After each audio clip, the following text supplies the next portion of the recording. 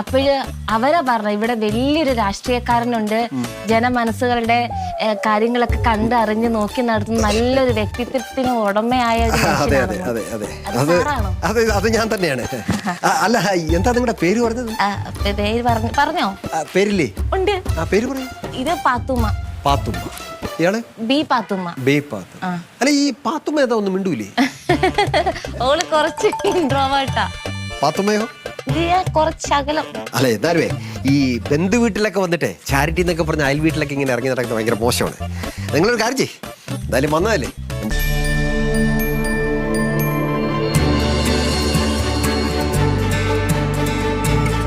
mummy, mummy,